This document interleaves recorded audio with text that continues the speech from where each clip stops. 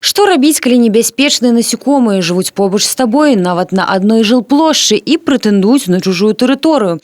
Брастаўчанка Алла Цапаева выявіла кватэрантаў тыдзень таму. Спачатку воз было некалькі. Гаспадыня нават збудавала паску для іх, але насекомыя аказаліся хітрэйшымі. Я думаю, что много там их. Потому что я говорю, что вот рой, прямо рой был на балконе. Был там пенопласт, и вот этот они пенопласт прогрызали. Представляете? Как-то подул ветер, я думаю, не поняла, откуда же это у меня прямо пыль такая пенопластовая. Пра выбар шкоднікамі месца жыхарства разам з жанчынай сама гаспадыня мае свою думку.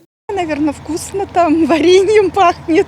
Варила варенье накануне, может быть. А может, они раньше, наверное, раньше еще поселились.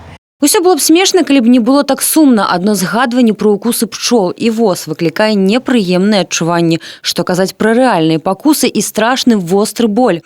А яны ж яшчэ пагражаюць і алергічнымі рэакцыямі. Выйсце адно прыняць тэрміновыя меры. Толькі вось якія? Брастаўчанка жыве адна. Весці вайну са шкоднікамі самастойна пабаялася. Параілася з сынам. Кансэнсусам стаў зварот да прафесіяналаў, выратавальнікаў. Навасельцы пасяліліся высока, аж на 6-м поверсе. Спотребилась пожарная лестница. С начала года в городе Бресте работниками МЧС осуществлено порядка 600 выездов на ликвидацию гнезд желоносных насекомых. Следует понимать, что спасатели могут ликвидировать гнезда насекомых по заявлениям граждан и юридических лиц, но также и граждане могут ликвидировать гнезда самостоятельно при соблюдении необходимых мер безопасности. К этим мерам относится защита всех кожных покровов от проникновения желоносных насекомых и от попадания их жал непосредственно в кожные покровы.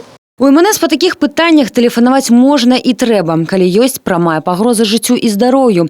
Ёсць схільнасць да анафілактычнага шока. Дарэчы, з пачатку года выратавальнікі выязджалі на ліквідацыю гнёздаў пчол, шэршняў, воз і чмялёў. Па зваротах гараджан 581 раз. У арганізацыі і установы адукацыі 122. У асобныя дні колькасць выклікаў па пытанні няпрошаных гасцей можа дасягаць 25. Сёлета гэтыя лічбы значна меншыя, што звязана з асаблівасцямі надвор'я.